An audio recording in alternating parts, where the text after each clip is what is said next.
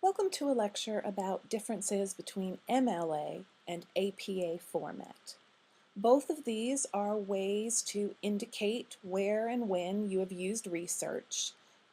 They just differ in how you record this information. If you took Comp 1 at Prairie View or pretty much anywhere, odds are you used MLA for your research for your paper format.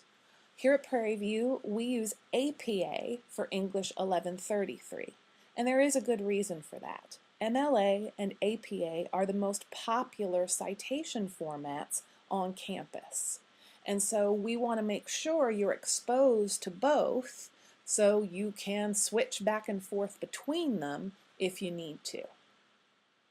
One of the nice things about any citation is there are things that remain the same. So if you started to get the hang of MLA and Comp 1, rest assured, you still have to give credit to all outside sources. Whether you have things in quotation marks, whether you've rewritten the quote, you've really digested it and you're putting it in your own words, you're paraphrasing, you still have to give credit. All citation systems have some form of in-text citation, a footnote, a parenthetic reference, and there's a list of all your sources at the end, a bibliography. For both MLA and APA, your in-text citations go in parentheses. So that's one thing you don't have to worry about. You're still doing parentheses everywhere. Your sources at the end go in alphabetical order. That's still the same. And your bibliography at the end is double-spaced. If your entry is more than one line long, you still indent. It's going to look, as you stand back from your computer screen or the page, a lot the same. But of course, there are differences. So I'm going to go through what you would do in MLA, just sort of to refresh your memory, and then show you what's different about APA. So if I were doing an in-text citation in MLA format for a source that has one author, it would look like this. I would use the author's last name, here I've got Smith, and then I put the page number, 75. This is shorthand. I don't want to interrupt the flow of reading. I just want to give my reader enough information that he can flip or scroll to the end, find Smith, and if he's really interested, go pull the book himself and look at page 75. So what's different if I have more than one author for my source? Well, MLA just wants me to put both of them with the word and still keep my page number over here. What do I do if I'm doing APA citation? APA, since it's used primarily in the social sciences, APA is the citation system used in psychology, most definitely. Because it is social sciences, when your source was written, how old it is, how recent it is very important. So you'll notice that your citation gets a little bit longer in APA. I still have the author's last name, that's still how I start.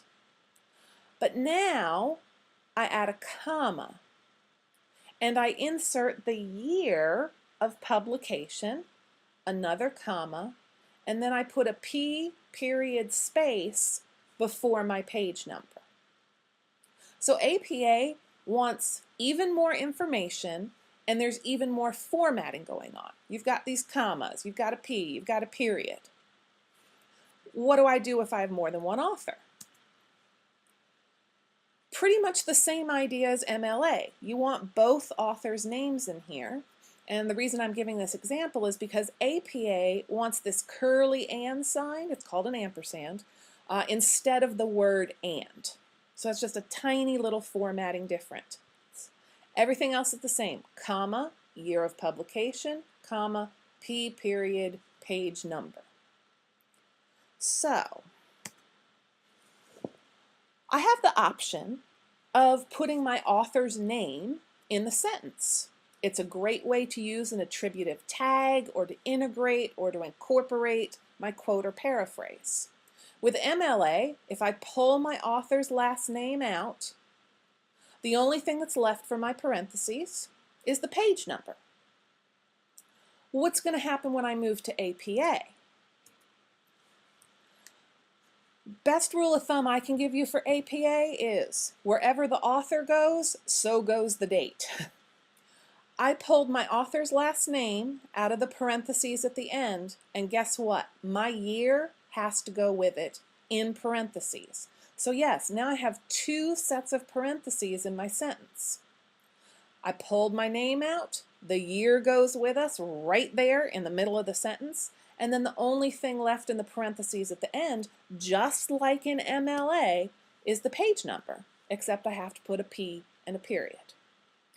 So here's all my information again, the three parts of an APA in-text citation and where they would go if you put the author's name in the sentence.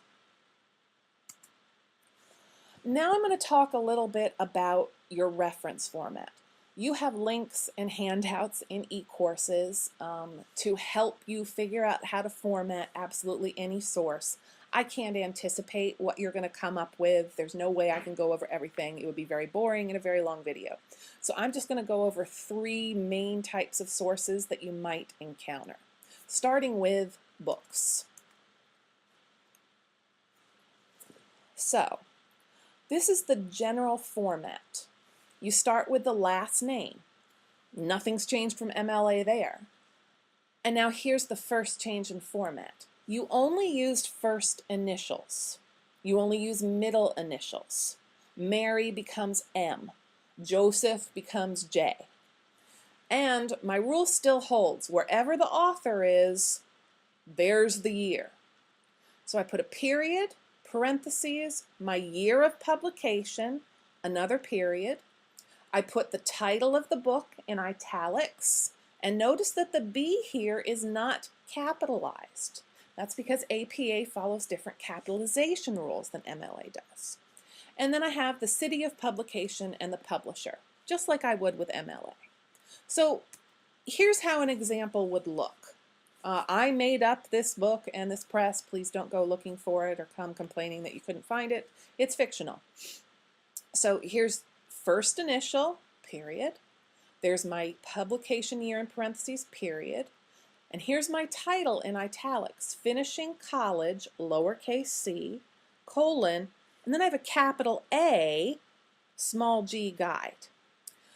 These are the rules for capitalization in APA. You capitalize the first letter of the first word in the title, the first letter of the first word after any colon. You would capitalize any proper nouns. So if my title had Houston in it, I would capitalize the H in Houston. I would capitalize the P in Prairie. I would capitalize the G in George Washington. So any proper nouns. And then city of publication Houston, and here's my publisher, period. This is all the same information that you would find in an MLA citation for a book. It's just moved around a little bit. MLA would have my year at the end. APA wants it right up here with the author. I only use first initials. My capitalization is different. I'm assuming that a lot of you are going to rely on web pages for some of the research you're doing, and that's fine with me. Research requirements are spelled out very clearly. I do not forbid web pages. Here's what you need to cite a web page in APA. An author, remember we still got first initial, and then a really funky date format. I start with the year because that's the most important, and then I put the month and the day if this information is available. Because think about it, a lot of web pages are published or updated on a very specific day. You do not have to include the time. I know a lot of newspaper articles include, 3:21 p.m. You don't have to. You put the title of your web page, not in quotation marks. Your title of the website gets italics, and then you put retrieved from the full HTTP address, your complete URL. And notice there's no period at the end here. So what would this look like? Again, I made this up. Here's an example. I have an author. This page was published on March 2nd, 2012, and this is how I'd format the date. period. The title of the web page is Death of the Author. Notice that the A is not capitalized. It's not a proper noun. Here's the title of my website. The D is not capitalized. And then I have retrieved from a completely made up URL, no period at the end.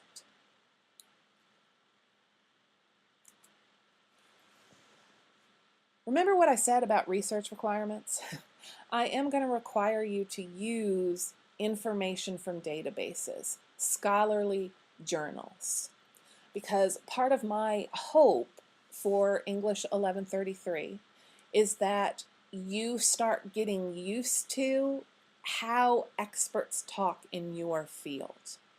Now, this kind of research can be at a very high level, it can be very hard to understand, or it can be really easy. You can pull out the information you need. Here's how to cite a journal article that you find not in a journal, a print journal on a shelf, but in a library database. There's a lot of information you need. It's pretty much the same as MLA with one exception. APA doesn't care when you access this information, they just want to know where you got it. Again, we're at last name and first initial. The year is still number 2. You'd put the title of your article, just like you would the title of a web page. It does not go in quotation marks. Then you put the title of your journal. Yes, I know, the J is capitalized, don't ask. This is just the rule. A comma, the volume number, still in italics, then a parentheses, the issue number, non-italics, parentheses, comma, your page range. And then you put what database did you get it from. Here's how it might look. I'm using Patricia Jones' article, Global Water Quality. Patricia gets shortened to P, just her first initial. Global Water Quality, lowercase w, lowercase q. Environmental Journal, notice the J is capitalized. We've got italics through the journal title and the volume. The issue converts to regular format, comma, the page that the article starts on, dash, the page that it ends on. And then I put retrieved from, again, I made this up, but I did not make up the database, EBSCOhost. And what's this here at the end? A period. If you're doing an APA reference entry for a web page, you don't end with a period, no period. If you're doing an APA reference entry for a journal or a newspaper article from a database, you do end with a period. Now these are all little picky things. I don't expect them to be perfect on paper 1 or your first set of discussions or pre-writing. I expect you to get better at it by the end of the course. So to recap, here are some basic differences between MLA and APA. We're going to be talking about APA format the entire course. Don't worry, this is not the only time you're going to learn about it. An APA bibliography is not a works cited. It's called references. You still center the title at the top of your bibliography page. APA, as I've said repeatedly, only uses initials for first and middle names. The publication date goes right after the author, whether we're in the in-text citation, whether we pull the author out of the parentheses, whether we're talking about the references, it's always author, year, author, year. They are married, and they're very fond of each other because they go everywhere together. APA also has different capitalization rules. You capitalize the first letter, the first word after a colon, or proper nouns. Now again, there's a lot of resources for you in e-courses, including links to citation generators, but I always recommend that you have some sort of ground level fundamental understanding of how format is supposed to look, so when you use a citation generator, you can eyeball it and say, hey, yeah, that looks right, because you don't want to turn in something that's full of errors, especially at the end of English 1133. So, deep breaths, try to do this. I would rather that you try to do APA citation and made a mess of it than you didn't even try at all. Because trying we can work with.